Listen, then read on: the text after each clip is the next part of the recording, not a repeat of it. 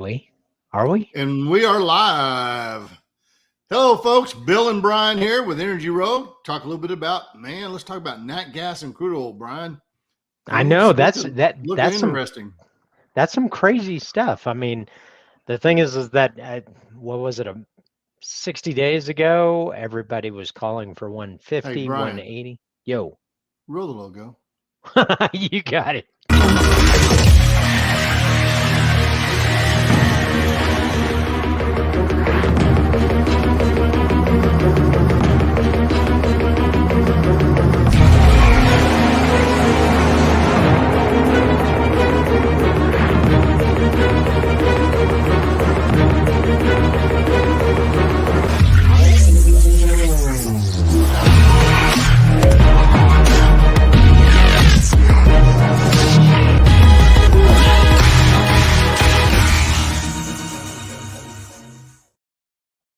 Yo.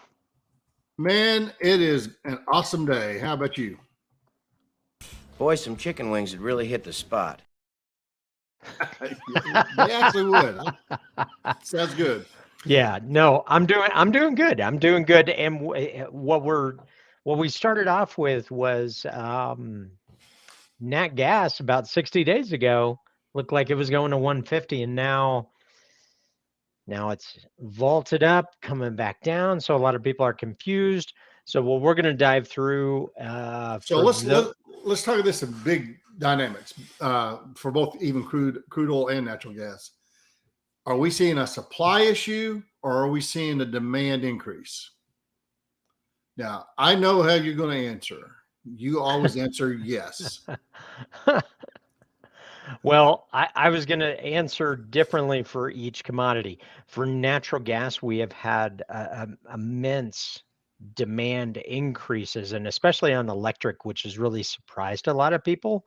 As we're getting into summer, solar was expected to take. Let's actually take a look, because on this nifty platform, Energy Rogue, you can sign up for Rogue Edge. It's $89 a month. You can take a look at the megawatt generation, and let's just take a look at the hourly here. And solar is just not making as big of a dent, but you can really see from these peaks that we are increasing quite a bit, and we've got some very warm forecasts. But look at this. This is just growth on the natural gas side, which on this page, here's what we can take a look at. Let's take off industrial, residential, LNG exports, Mexico exports, and pipe distribution. Look at this. Look at that. That is just shot up. Now let's actually take a look. So you're talking that's air conditioning load, right? That's what we're talking about. Yeah, but you can look here, and we're already kind of peaking above recent periods, and the data drops off in 2016. I think it's the highest level. Yeah, this is the highest level that we have in our reporting period, which is what is it? 8 years.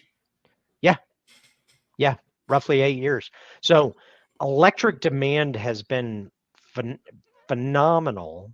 But when you take a look at it, this is the number that I'm looking at, because this is the one that I think is going to change coming up. So the variables that I watch, this is our supply of the market. And actually, we have a better visual here. Let's pull up this. We just added this. So and again, we're using Rogue Edge. It's only $89 a month, and this is what I wanted to take a look at. So this shows kind of our supply demand balance, and it shows where we are. Let's take a look on supply. Supply, we're at 101.4, and on demand, look at that electric, 44. Look how much of that curve or that shape is electric demand. Industrial, which is pretty much always at that 21 level. Right. LNG exports. So the variables to watch on the demand side, electric, LNG, and in the winter, you look at residential, but we're not there. So the three variables on the demand side: electric, LNG, Mexico exports. So that's where we look here. And on the production side, it's pretty much production, or supply side, production and Canadian imports. Canadian imports have been coming back, but what I really think is going to be worthwhile, we're going to step into that a little bit later, is going to be this one. Yes. When we take a look, our gas rigs in May went from roughly 160 down to 130.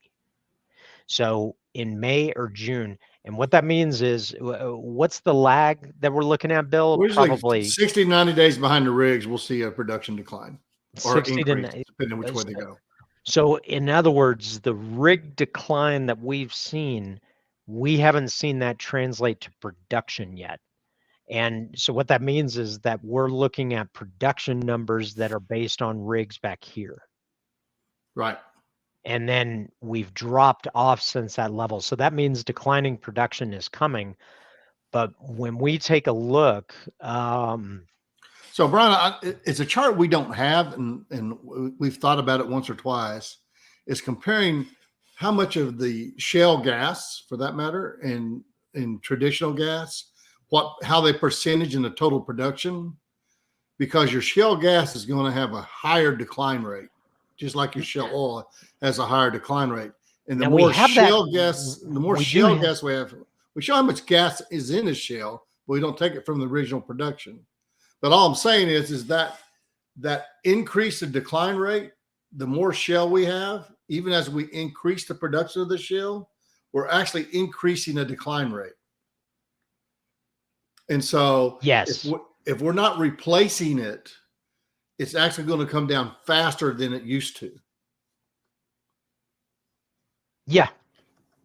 So that it's something that it's the tail end of the shale increase. The opposite side of that is the decline is actually, in my opinion, is faster. Let's see. And I think I just replied back to, let's see, Steve Reese, if you're watching, looking at $3 for October. Let's take a look at actually the forward pricing, and let's take a look at where the October contract is currently pricing out, because I think that's a good question. So the October contract as of yesterday's close was $2.63. Yeah, I think $3 is a given by then, because of the curve that I'm about to show, which I have shown before. This is the net change in production in shale gas. So what this takes into account is new production minus decline. If it's above zero, we're adding molecules, we're adding supply. And we've been above, and last year we were adding close to a BCF a day every month in the summer.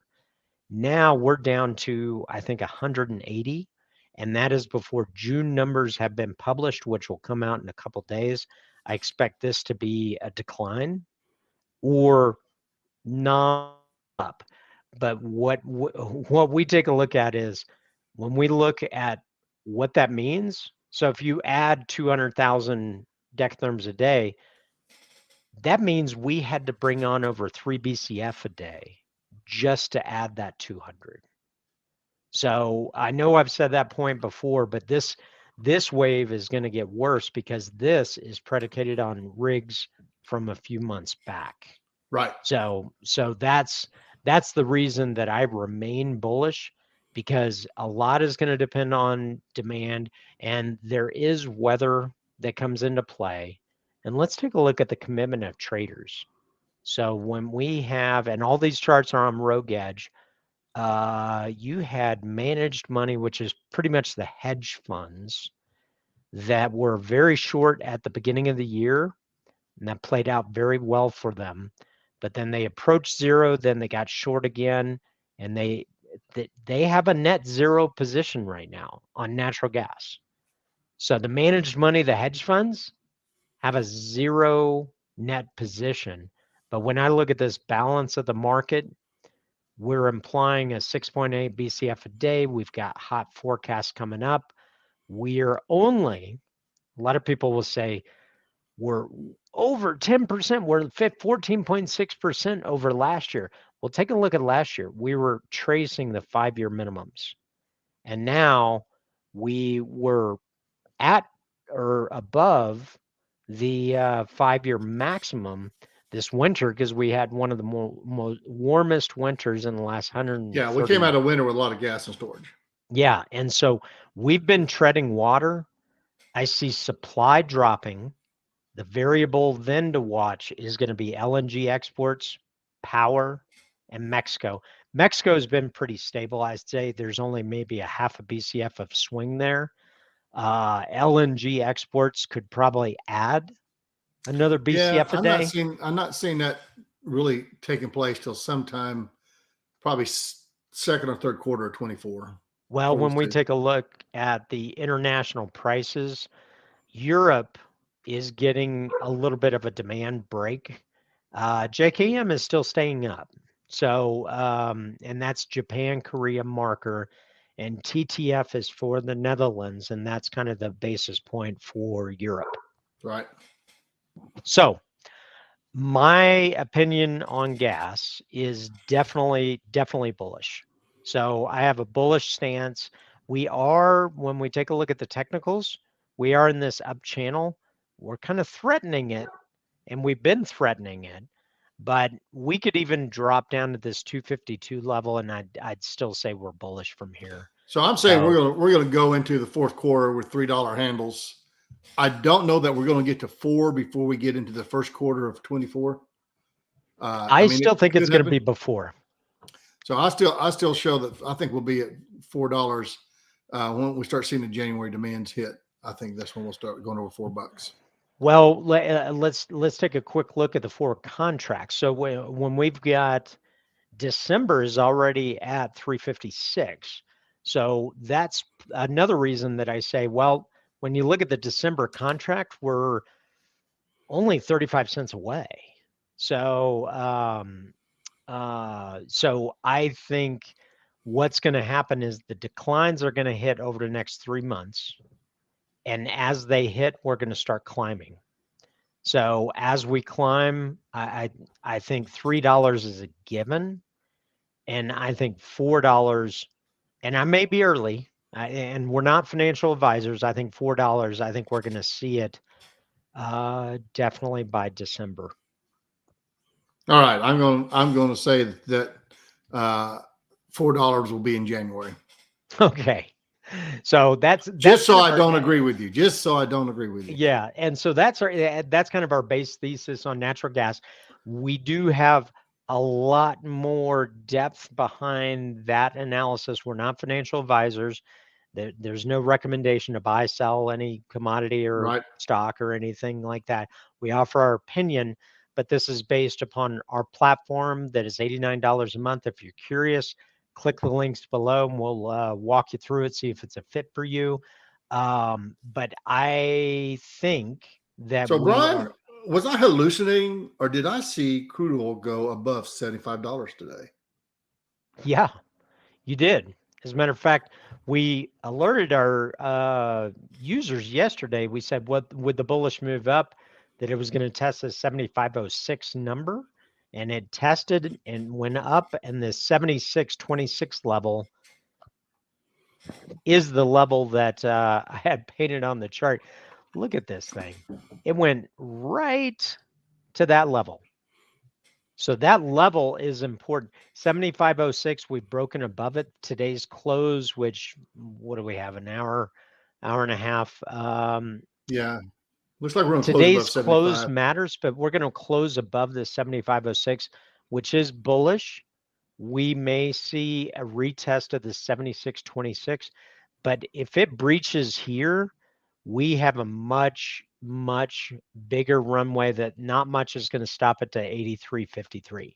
So I see 83.53 or more sooner than that, 81.29 the $80 level is going to come back into play. But we need to watch the 76.26 level. And I wouldn't be surprised if we see a retest of the 72.95, because this has been a very stubborn number.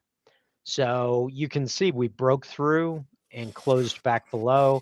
Every time we've broken, we've fallen, but we haven't this time yet. And we may not.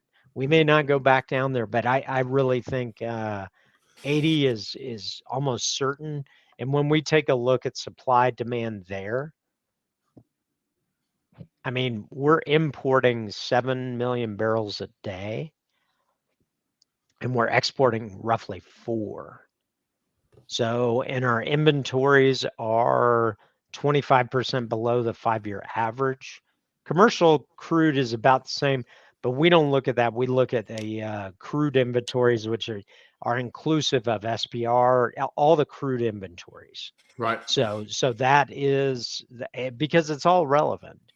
So I think there's a lot of things that happen around the world that affect us that sometimes we don't pay enough attention to. And so I've been trying to listen to some of these guys overseas and listen to some of these market analysts from overseas. And you keep hearing the story, 2023 is a year or two halves, a weak half in the front, strong half in the back. I'm not sure I quite buy that. I think it's just a really convenient way of saying things. But you're looking at things like China's buying cheap Russian crude oil, as long as India is about 2 million barrels a day of Russian crude oil that they're buying, somewhere around a 60, 65 price range. Right. And it's not a bad plan if you can buy crude that cheap. But what's happening is that stuff is starting to dry up, and we're seeing a little bit of demand come back. And so I think we're going to see, I think 85 is probably about all anybody can stand before we start seeing people shed some demand. So I think we could see 85 by the end of the year. I think we'll be in the 80s for the fourth quarter for sure. But then that sort of sets us up for an interesting 2024. What's fascinating is be in the 80s by the fourth quarter. And what people don't realize is the futures contract, as much as natural gas is going up because it's gearing up for weather, the crude contract is escalating down. And that a lot of that, there's a lot we could do a complete broadcast, and we may on why that is. But ultimately, I mean, a lot of that has a lot of the recession is coming. He's the boogeyman in the closet. I mean, right now on the front month, which is the August contract, which is going to be closing, I think, in 5 or 6 days, we're about $4.25 away from that. But if we take a look at the December contract, it's about 6. So because of that dynamic on futures contracts, it's going to be harder for December to get up to 80. But I easily think the supply demand balance, because again, we have a lot of fundamentals that we take a look at, and we actually have on our platform, we track crude and products total stocks, and we track SPR, commercial crude stocks, international supply and demand. And so when we factor in all this, you got to bear in mind, we spout out some numbers, but it's not because we're looking at 3 variables and arriving at a decision. We have over 150 charts, and we've looked at all of them consistently to base our opinion. Now, we're not financial advisors. We could be wrong. We are wrong often. Anybody who makes predictions will be wrong. But we're always wrong until we're right. Well, we base our projections based upon fundamentals, and then we blend in the technicals to take a look at how the short term is going to impact that. So when I look at the technicals, we are sized up for a big move up, and the fundamentals support that. Well, seeing how Brent got across $80 today, and so not for very long, but still about 79.50, something like that. I think watching that relationship between WTI and Brent I think Brent may be more of a leading indicator of WTI, and I think that's something we need to pay attention to. And so I'm saying we're probably going to peak out between 85. I listened to a couple of guys say it's going to go to 97. I'm not a huge believer in that, and I use the you're term not a huge believer in what now? It going to like 97, mainly because I'll use the term believe because I think it's a little bit more you're buying into the religion of crude oil going up. I think what we can see is that the practicality of it is 85 is a pretty strong price. And that's about all the market can stand, I think, in the next 6 months. I might be in that religion, by the way. And it's I know you are. Well, it's because of this curve. You have to get your light. Well, as much as natural gas has gone down, crude has gone down, and the rigs on crude, they've dropped, but they went from like 623 to 552, and they even added a few. But I think when we look at the decline on crude and the U.S. as kind of a swing supplier to the world, we're approaching that same problem of treading water. That said, crude production and natural gas production have been very resilient.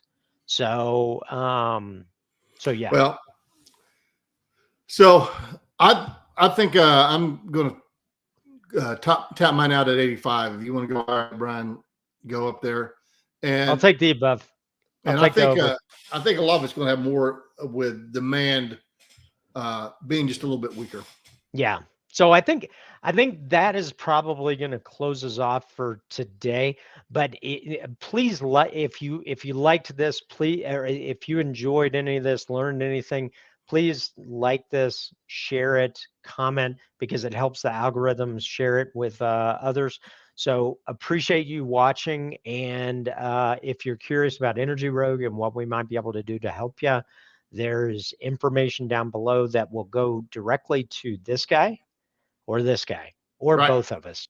So reach out to us, connect, because we're here to add this information and provide this. So we're here for you. And what am I going to say, Bill? Thank you. Thank you. We appreciate you. Thank you. Thank you for listening, and thank you for being patient as we go through this. We know we get long-winded, but it's because we're passionate about this. And so we appreciate you. So that's all I have. You have any closing thoughts? I believe that, it's reminds me of an ancient saying that says that the reason you might be not be able to sleep at night is because you're awake. That is true. That is definitely true. So listen, until next time, we will see then. And again, reach out to us. And if you want to hear a particular topic, drop us a comment. So we try and get back to all the comments. So we appreciate you.